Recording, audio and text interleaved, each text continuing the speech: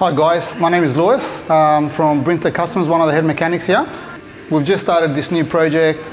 Well, it's not new, we've done quite a few of them, but S54 E30, and we thought, why don't we show you guys the technical side of it, how it all comes together, and so you guys can get an idea on what's involved in getting an S54 into an E30, and you might even have the opportunity to have it by the completion date, which it will be available for purchase.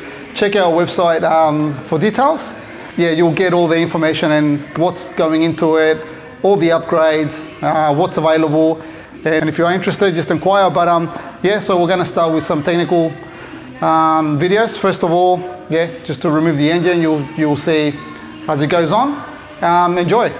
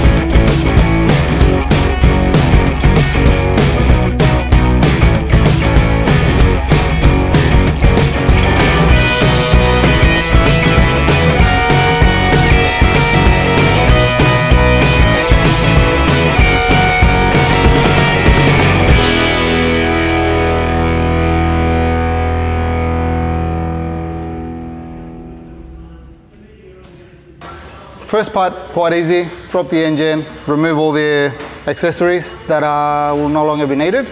But we get started straight onto the technical stuff. So one of the first things we've got to do is modify this guy here. Now this is your brake booster support bracket that fits underneath the dash behind the glove box. So what we've got to do is shift over the brake booster around 20 mil over more to the passenger side. Now we are already using a smaller brake booster, but because of the size of the S54 intake plenum, we still need to move it over around 20 mil just to make the whole project engineerable. So this will be ready in a few minutes and I'll show you how it's done.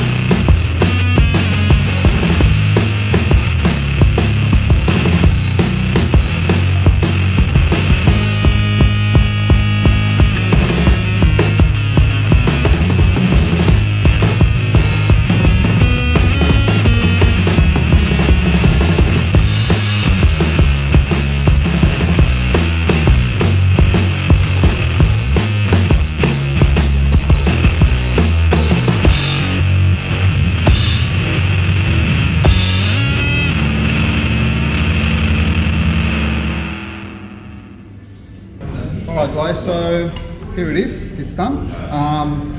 As you can see, we've just welded some reinforcement plates, re-drilled the main 2 top holes there, and we've cut off the existing section here with the 2 holes, and we've just extended it.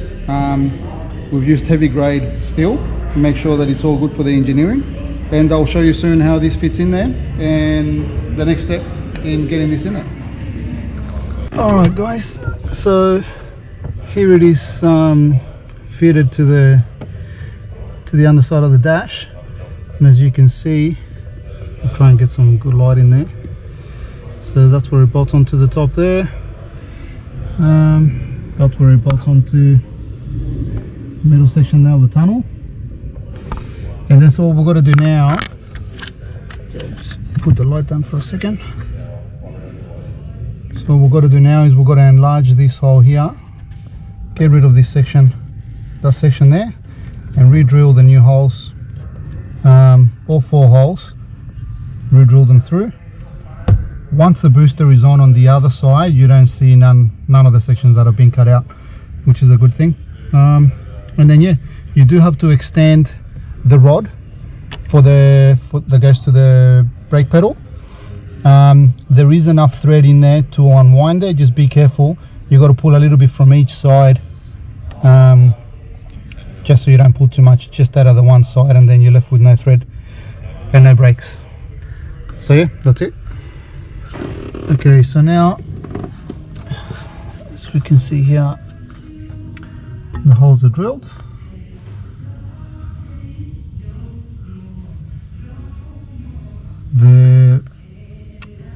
The rod that goes to the brake pedal, that's been fitted. So there's plenty of thread, like I said before, there's plenty of thread on this side of the bracket and also on the pedal side of the bracket. So you just grab a little bit from each side, and it's enough to get it to come to original position after the bracket's been shifted over about 20-25 mil. There's still plenty of thread. Yep. So I'm just going to put this down, fit the brake booster through.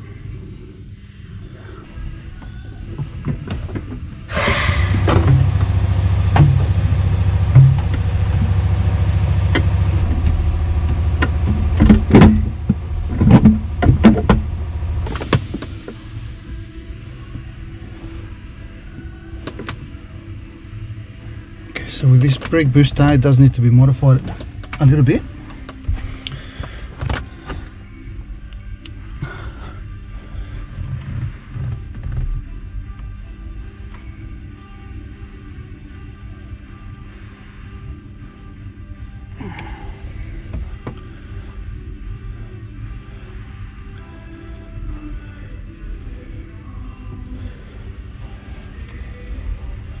And remember, if you don't drill this right, you still got the adjustment on the rod, which will shift this either forward or back until it lines up. So don't stress too much if it's not if you're 1 or 2 mil out either way.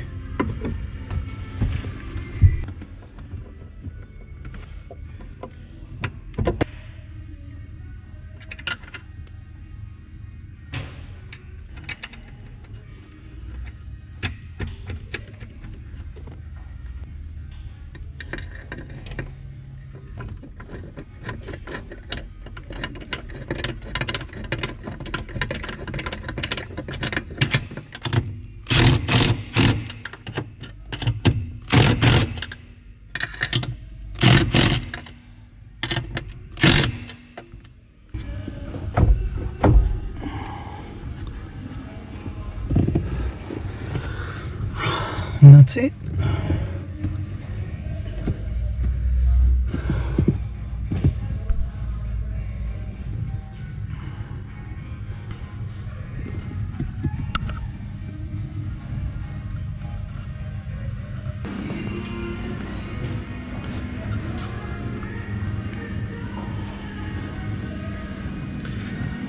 This pin right here in the center there, in this brake booster, it sits about 1 inch inside.